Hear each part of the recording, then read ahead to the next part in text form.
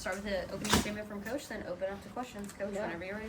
I think it will help to watch that back. I don't want to say too many things. We just really didn't play very well, quite honestly. Especially, I think that top group.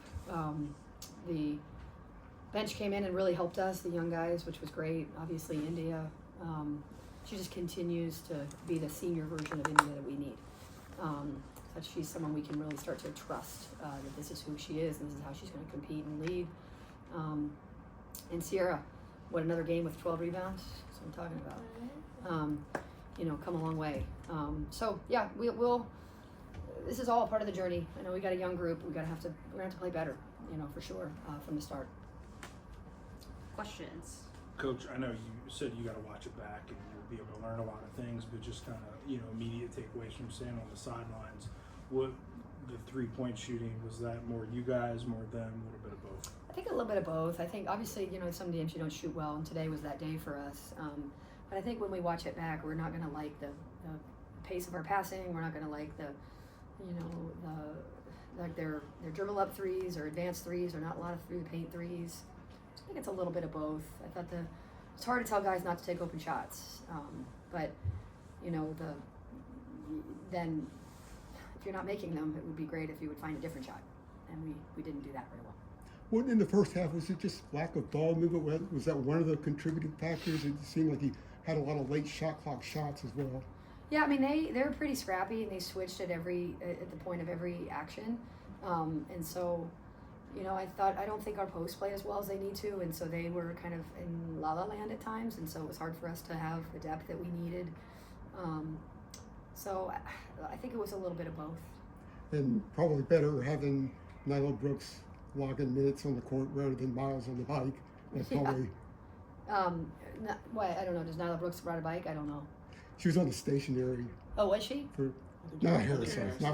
Oh, Harris. Not Harris, yeah. Oh, yeah. I mean, I think when she's not using it, somebody else is. These are good athletes that, in these type of games, when you're spreading the minutes out, they're not playing as many minutes as they're used to, so they try to stay warm.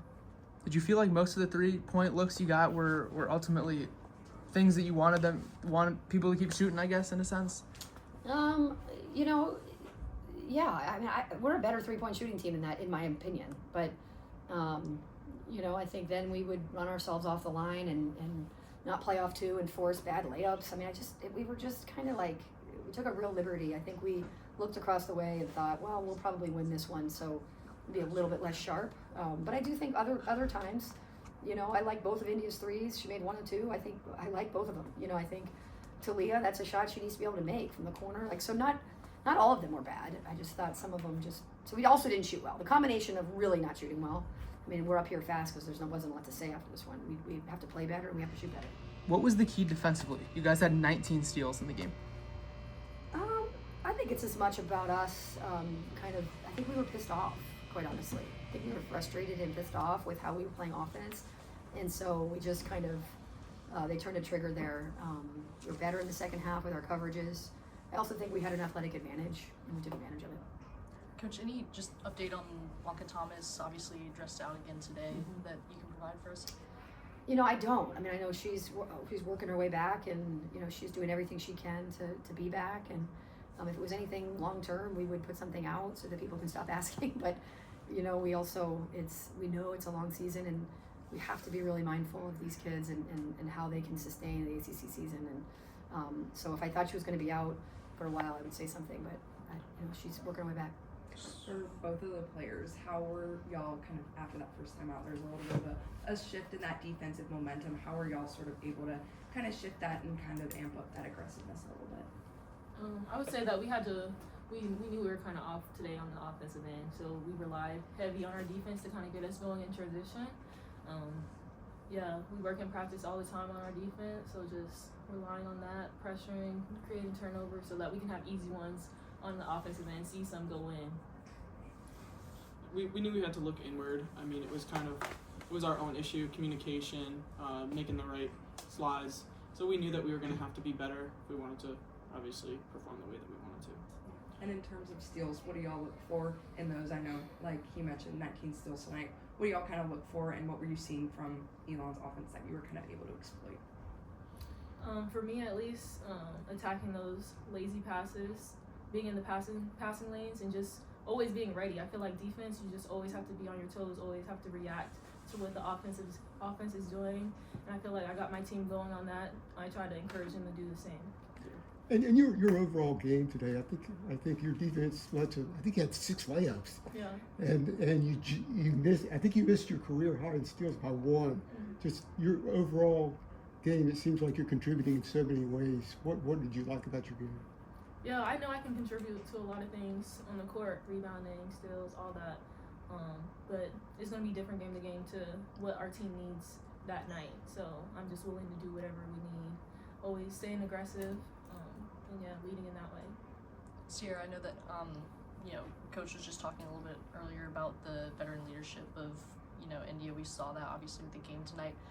As somebody that was obviously competing on the court with her, what did that look like? Was it just the play and kind of igniting it, or maybe some things that we couldn't see, like things that she was saying in the huddle, in locker room at halftime, things like that? Yeah, I mean, I think she's done a great job of making a big jump vocally in practice and games, like you said, in those huddles. And she also does a great job of leading by example. I mean, in the steals category, she's obviously very athletic and quick, but she also plays with her hands active and everything, and that makes us want to do that as well and also get those steals. So she just made a big jump in her leadership from year to year. It's been really fun to watch. Sierra, how are you kind of adjusting to, I guess, sort of a new role, not only like as a starter, but as somebody who's, it's your job to go get double-digit rebounds a game and that sort of thing now? Yeah, I mean, like you said, it's very different this year. And this year it's more about reliability than availability. That's been a big thing we've talked about. And I kind of knew going into this season that I needed to make that jump. Like, there really was no option if I wanted my role to be bigger. So I think just really in the offseason worked on banging the post now. Like, I really haven't been a post in my life before, so I knew I needed to get a lot of reps at that. And so it's been fun to see that translation onto the court. And as far as rebounding, I think that's something that's coming back. Obviously in high school everyone's smaller, but here everyone's stronger, taller, and I think it's about timing, so that's been something I've been working on a lot. Have you been, I don't know, like, has there been an emphasis in the weight room with Andrew, like just getting stronger? Yeah, definitely. I mean, this off season, I think I made a huge jump strength-wise, and I think that's playing a huge role in that. Just from your perspective, I think we last game talked with Coach about this a little bit, kind of new, skill sets with the players, down in the post and how that works. How are you working together with just Natalie Harris down there? And can you kind of explain, like, from your perspective, what's your role, what's her role, how are y'all working together? Yeah, I think we each have a good amount of versatility, which kind of makes it fun. Like, one of us can be in, one of us can be out, and then vice versa. But I think sometimes we need to strengthen that, like, communication and just, like, mentally knowing who's going to be where. And I think that'll be fun to work on. And also, it's just, like, about communication. I think in the plays sometimes we'll get caught up on who's the 4, who's the 5, and we just need to clean that up. What are the challenges with Blanca out and when Harris was on the bench for extended periods today for you inside? I think it's just there's obviously more pressure to post, and I have to be the 5. I have to be the one posting. And I think I need to make that mental switch where it's like that is my job. That I always should be finding my player in transition, on the play, just making sure to find a body. Was there frustration in the first half when you guys really couldn't get it inside very often? I don't know about frustration. I think I just need to watch the film and make sure I'm hunting those post-ups better. Coach, question for you, kind of, I think we hit on it in the preseason. We were talking about the NC Central game at that point, but you spoke about just the importance of scheduling that game for you all. Obviously, you got Elon, another in-state competitor. Next home game is UNCG. How much of that is something that maybe you're pushing for as coach for, hey, I want to play these in-state opponents, and if so, if that's something you're vocal about, why is that important to you? I think that we have an opportunity to allow our university system schools to come play in Carmichael. It's a special place to play, right? And so if we're going to play, Liberty or UNCG, it'd be great to let Liberty play here. And then obviously whenever we can have Charlotte Smith, we want to play her every year here. This is her home. But yeah, I think we want to make your schedule such that it fits your team, which is why we have challenged ourselves, and then we've given ourselves. Obviously, we're heading out next to play, a Final Four team and one of the top major teams in the country, and then we come back and we can play an in-state team again, middle of the week. So a lot goes into it, but yeah, the more we can allow for our university system schools to play here, you know, we can't do that for everybody because there's just not enough scheduling room for that. But when we can find the room, we want to make the room. You guys took advantage of some big scoring runs in the third, 8-0 run, 10-0 run. How important is it to get that breathing room and really see what you want from your team? Yeah, I mean, our defense obviously triggered a lot of that, which was good. And you know, part of it's hard too. You're getting so much in transition these first 2 games that you're not sitting in your offense at all. You know, you're not sitting in the rhythm of it. And so I am asking them to sit in the rhythm of offense with 1 every 9 possessions being a half-court possession, right? And so I think part of that is the mental discipline that it takes to be able to then settle in. You know, we've got a lot of young guys, and I think when even Sierra sometimes, even though she's older, she's still a young guy on the court, they like something we've practiced 100 times, they just like forget it. And you're like, what just happened? We just knew that yesterday, right? We're still having a few too many of those moments, but I think when the possessions become a bit more valuable, you'll have a little bit more fluidity, I hope, because they're not interrupted by so much of the transition. I think that fast pace could have affected some of the set shooting. No, I think that helps us, you know, because you're usually playing out the closeout. So, you know, I think when we watch back the first half, there'll be things on both sides that were just blah. I would say you're either like locked in, like if you think about India's game, you know, she wasn't perfect, but she was locked in defensively. So she did a really good job on offense too, right? If you're sort of, it's kind of like life. Like if you're locked in, things are going to go your way. If you're like moody or inconsistent, then things sometimes go your way, right? So we just need to keep helping this team understand the importance of really focusing on what they're doing and coming prepared for that in that moment. And then good things will happen. We're still kind of working through that. What was your message at halftime, and what was the general mood? I mean, the general mood for this group is, I give them a lot of credit.